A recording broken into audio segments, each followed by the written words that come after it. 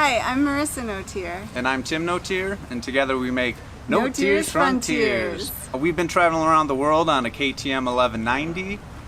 We're going to talk to you today about our time in Africa, but we wanted to give you a brief introduction to what we've done and where we've been. Marisa and I had our standard jobs in the United States, working 9 to 5, but we were always daydreaming of exploring the world via two wheels. I had traveled a lot before, and Tim had a love of motorcycles, so we kind of combined those two ideas. First of all, we decided to take a test run around the Rocky Mountains when we had 19 days off from work to kind of test our gear and to test ourselves. I proposed to Marisa at Yellowstone. She said yes. Very exciting and good. We kind of put our relationship and this idea of ours of traveling the world on a motorcycle into effect. I was lucky enough to attend one of the Overland Expos west in Flagstaff, Arizona in 2016. I met characters like Sam Manicom.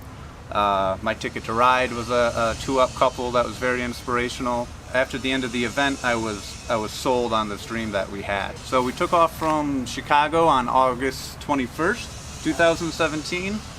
We made our way across the western states. We dipped down into Baja. We took a ferry into mainland Mexico, and that's when we started first realizing our passion of ruins. We love pre-Columbian ruins. And we explored each one that we could throughout Mexico and Central America. We kind of hit a dead end known as the Darien Gap once we reached Panama. So we hired a sailboat and put the motorcycle on the sailboat, which was absolutely a nightmare. But successfully got to Colombia, to a brand new land to explore. And we headed down out of Cartagena into Ecuador and through Peru, which Peru's natural beauty cannot be matched, in my opinion, at least so far. We loved South America, especially for the ruins, but most importantly for the nature. You can really just go out there and feel like you are the only person in this incredible landscape. And that feeling of wanderlust and astonishment by the natural surrounding carried on as we rode through Patagonia, through Chile and Argentina, and we finally got to the end of the world, to Ushuaia, Tierra del Fuego. After Ushuaia, we flew our bike back home to Chicago, where we got married. Yay! And then once again, for the second time of our lives, we headed out of Chicago, this time riding to Montreal, where we separated with our bike as it flew to Cape Town, and we followed just a couple days behind. One of the big differences between our African journey versus the last 2 years we had spent through the Americas were we would need a carnet de passage, which all I knew at the time was a very expensive document. It's pretty much just insurance that you won't sell your vehicle, and so you have to pay up front. They hold the amount of money that your vehicle is worth just in case you were to sell it. A lot of people ask us how we got our bike from South America to North America and from North America to South Africa. We flew our motorcycle to Africa. The speed and the turnaround time that you actually get your motorcycle is so much quicker. Once we landed in Cape Town, we were on a brand new continent, and our adventure blood was pumping yet again. We had to wait a couple days for our bike to arrive. But once it came out on its pallet and we had our very expensive carnet de passage signed, we set off to follow the coast of southern Africa. There we saw penguins. We wanted to really get some dirt though. So we headed straight to the Bavians, which is known as like a beautiful wilderness area of South Africa. It had a bunch of river crossings, to say the least. There was, instead of crossing a river, there was more river followings. Definitely a challenge. It was definitely a challenge, and that's exactly what we wanted and was hoping for. From there we went to the Wild Coast, which had spectacular views, a milkwood forest. Yeah, that was one of my favorite camping spots in all of Africa, was that milkwood forest. Right on the ocean, you could hear these huge waves crashing on the beach. Wild camping in South Africa is a little bit more of a rarity than we were used to in South America due to wildlife and, just some areas, especially on the coast, not being necessarily safe. We were glad when we got the opportunity to camp amongst friends in the wilds of nature. From the wild coast, we headed into Lesotho. We love Lesotho. It's a tiny little country within South Africa, and it's a very mountainous country. They call it the kingdom in the sky. There are beautifully paved, twisty roads through the mountains, but there are also the nastiest roads you will ever find. In Lesotho, we visited, what are the falls' names? Malutsanyani.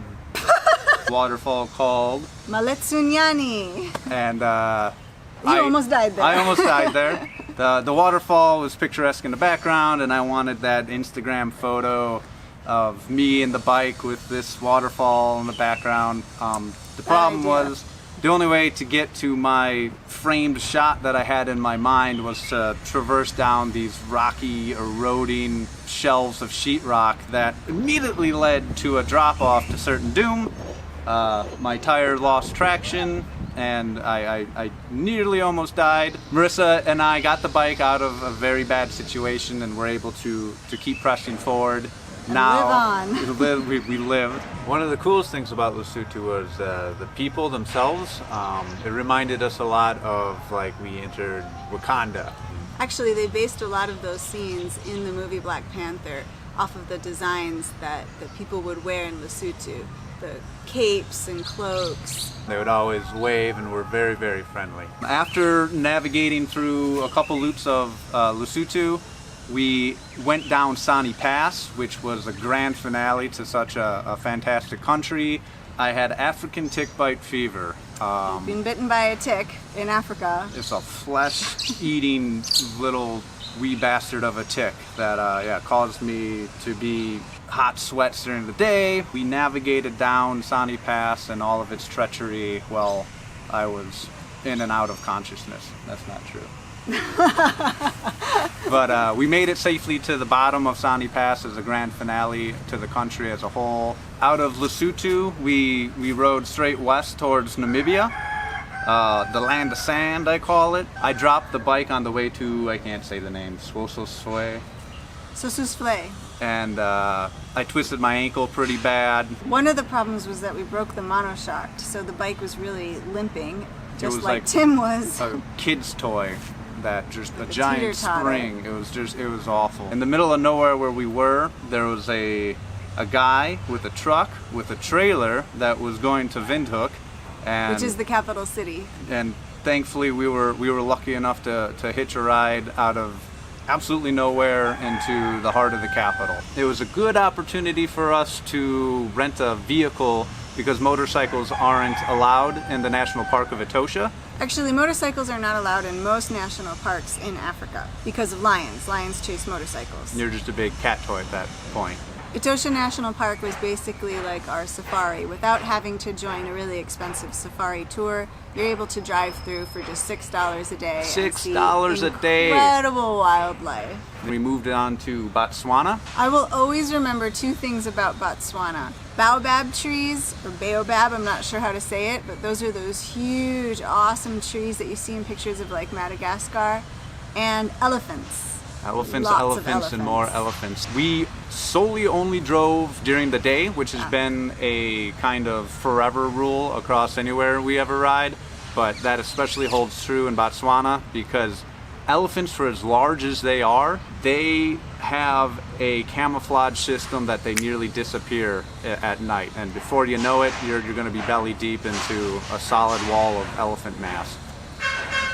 From Botswana, we headed into Zambia, where we saw Victoria Falls, and then we headed across Zambia to Malawi, which is famous for its beautiful lake. Another! For us in the Americas, Peru had the worst driving. And for us in Africa so far, Malawi, Tanzania, and Uganda have had the worst driving, just because there's this general rule that the bigger you are, the more rights you have to the road. And we don't really fit into the small motorcycle category. No. So they think we'll just go to the side of the road and go into the dirt, when actually we can't do that. But we enjoyed northern Tanzania, where we did a loop around Kilimanjaro. We camped in the middle of what we thought was going to be absolute nowhere, only to wake up the next morning with a tribe of Maasai people greeting us. That was amazing. That was a dream come true for me. We got into some really thick back roads where all the road was washed out, and we had to actually ask the Maasai for help on how to get through some sections, and they would guide us to where the cows would go. One of the most difficult roads we have ever been on was a road in Tanzania that went up to something called Mambo Viewpoint, and it was so challenging. It was really just a one-track donkey trail. That turned out to be an absolute nightmare, and I was scared for my life then. The funny part of it all is the bike would overheat as we're making steep inclines, and we would be sitting in the shade trying to catch our breath and expressing to each other how difficult this is. And then you see this little boda, which is a small motorcycle with the driver bouncing along, and there's a woman on the back, and the woman has a 6-month-old infant. They were just able to crawl all the way up, and we'd just look at them and be like, I don't understand. After Tanzania, we entered in through Rwanda because we wanted to go around the western side of Lake Victoria. Rwanda was amazing, a bit like Lesotho in that it's a small country but really, really mountainous, has great infrastructure, so the roads can be as wonderful as you want, and you can also go off-road into some more hairy situations. After Rwanda, we entered Uganda. As the pandemic was making its way across the entire globe, we felt in the air that at any point in time we may get stuck. So as we looked around and were exploring options, the owner of the hostel that we were staying at said that he was actually renting a house on the property.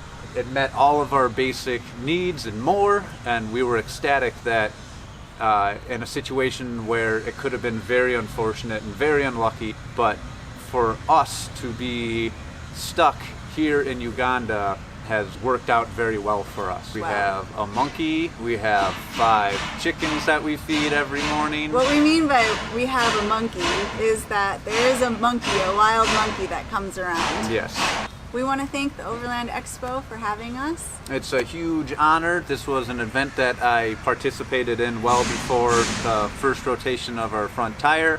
We hope that when they start having the event in person, we will be there again.